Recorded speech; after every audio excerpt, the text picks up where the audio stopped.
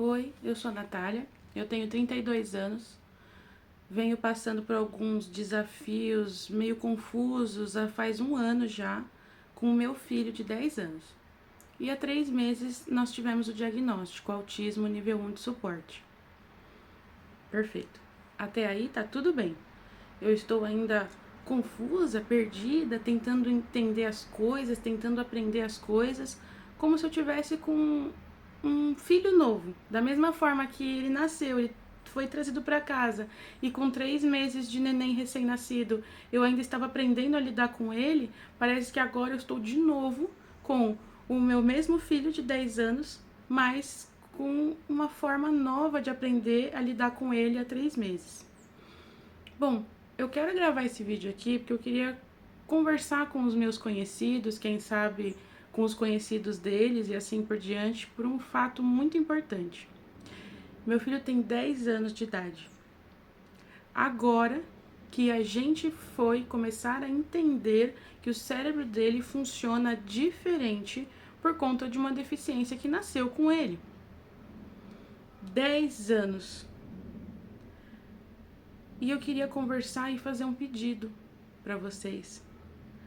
Às vezes a gente vê o filho daquela nossa amiga, conhecida, parente e fala: Nossa, mas essa criança é diferente, ela olha de um jeito diferente, ela conversa diferente, ela anda diferente, ela brinca diferente, e a gente fica com medo.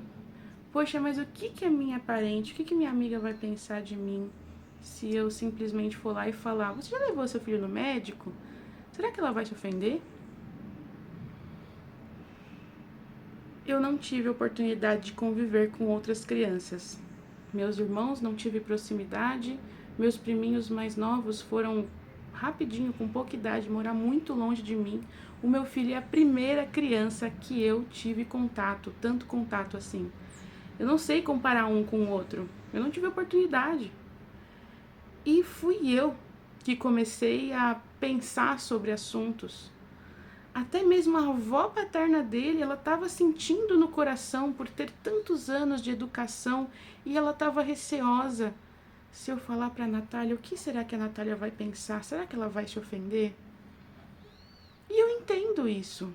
Eu realmente entendo.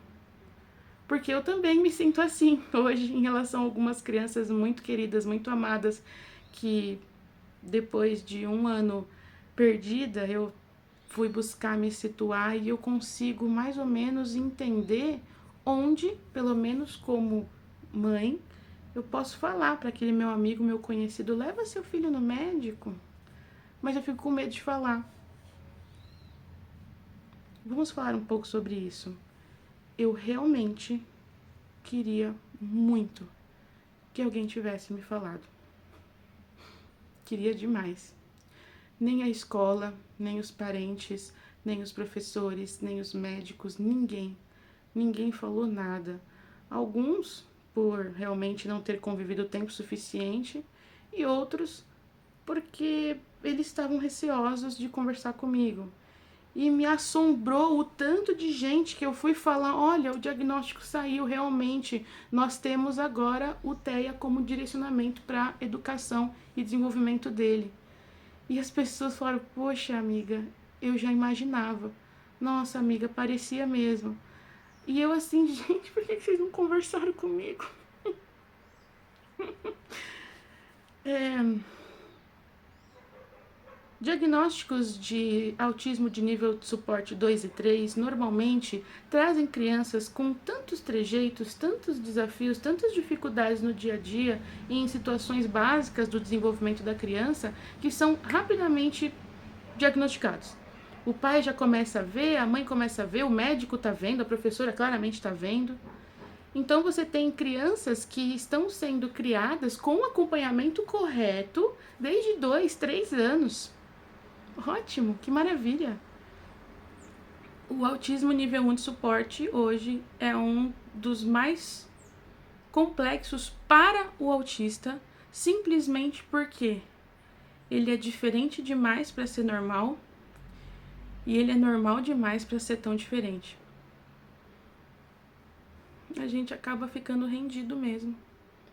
Uma criança que viveu 10 anos sendo educada de uma forma que eu achava que era o melhor, só que na realidade houveram várias e várias vezes que a minha educação foi uma tortura psicológica para ele. Hoje eu sei que alguns, por exemplo, barulhos são tão desagradáveis, tão fortes para quem tem essa sensibilidade no ouvido que chega a doer. Então, sim, eu sei que o meu filho foi torturado psicologicamente e fisicamente durante muitos anos da vida dele. Sim, ele já apanhou. E na minha cabeça, eu estava lidando com uma criança. Nossa, não é possível, ele tá me desafiando. Nossa, não é possível. Ele tá. Não é possível que ele não esteja vendo isso. Ele tá querendo ver até onde eu vou. Eu não vou deixar ele me desafiar, não. Só que na realidade, hoje eu entendo que ele estava completamente perdido. E provavelmente pensando, poxa, mas por que eu tô apanhando? Bom, aquela Natália de antes, ela estava dando tudo o que ela podia dar.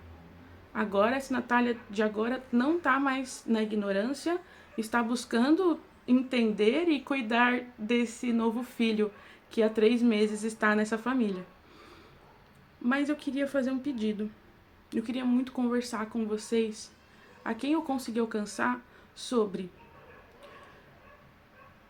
não pense no que a sua amiga, o seu amigo, a sua parente, o seu parente vai pensar de você se você sugerir de levar o filhinho no médico. Não pensa isso. Pensa na criança. Porque quem vai sofrer é a criança. Você, mãe, pai, avó, avô de uma criança maravilhosa, esplendorosa, entenda. Se alguém vem falar qualquer coisa para você sobre o jeito do seu neto, do seu filho, absorva aquilo com o coração e compreenda se as palavras que a pessoa está trazendo até você são palavras de ódio, de crítica ou palavras de amor. Não se ofenda. O seu neto, o seu filho é muito precioso, sim, ele é muito importante. Mas se por um acaso ele tiver nascido com uma deficiência invisível e ele passar 10, 20, 30, 40 anos sem se conhecer e sem ter o tratamento adequado, a pessoa que mais vai sofrer é essa criança que você tanto ama, tanto cuida. Então, se alguém falar alguma coisa, abre o seu coração, pergunta para o pediatra, pergunta para o professor, converse entre si com o seu parceiro, com a sua parceira, com seus parentes. Por favor, olhem para as crianças com amor, olhem para as crianças com um olhar crítico e realmente pare de achar que tudo está atacando você. Pensa no seu filho, no seu neto. Pensa nessa criança. Tem muita gente, adulto, idoso, que hoje tem ferramentas para se conhecer e tratamentos para melhorar de vida. Pessoas que passaram a vida inteira se sentindo muito, muito mal com N coisas e não sabiam por quê. Só ouvia que era frescura. Apanhou tanto, ficou tanto de castigo. Sabe, gente, não é que virou moda ser autista. Não é que hoje tudo é autismo. Nossa, nunca vi tanto autista por aí. Não é isso não, gente. Na verdade, é que o conhecimento, a medicina, a psicologia, a psiquiatria hoje consegue ter recursos e ferramentas para identificar. Afinal de contas, se realmente fosse fato que agora todo mundo é autista, só tem criança autista, nós não teríamos diagnósticos tardios de pessoas de 30, 40, 50 anos, não é verdade? Eles foram crianças há um tempo atrás, mas não havia o conhecimento para poder instruí-los da forma certa. Então, eu aqui, como mãe, eu gostaria de falar. Eu queria muito que alguém tivesse me falado antes. Ao invés de eu sozinha começar a perceber algumas coisas e ir atrás de ajuda. Porque talvez ele poderia ter tido um diagnóstico muito mais precoce e um tratamento que já poderia ter vários frutos hoje. Espero que minhas palavras possam ter passado a mensagem que eu gostaria de passar. Se você quiser conversar, me fala a sua opinião, me fala alguma pergunta que você tenha, mas me dá uma ajuda. Dá um jeitinho, faz com que esse vídeo chegue nas pessoas que você acredita que poderiam conhecer um pouco mais de autismo, conhecer um pouco mais sobre isso. Abre o seu coração, se esse vídeo realmente te tocou, para você atingir novas pessoas e realmente todo mundo começar a olhar para isso com uma crítica mais real, menos emocional e muito mais racional. Nossos filhos são importantes, nossas crianças são importantes, mas a gente precisa entender também que os adultos também são importantes. Se você não tem amor para falar nas suas palavras, melhor ficar quieto. Mas se o filhinho do seu conhecido te mostra alguma coisa parecido com alguma neurodivergência, fala com ele.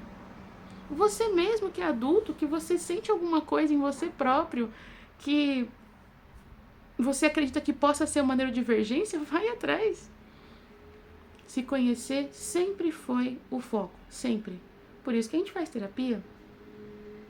Mas agora a medicina está diferente. E eu tenho certeza que se a gente puder se esforçar um pouquinho, olhar na internet, conhecer só um pouquinho a mais, a gente consegue fazer tanta coisa. Pensa nisso. Me fala o que você acha.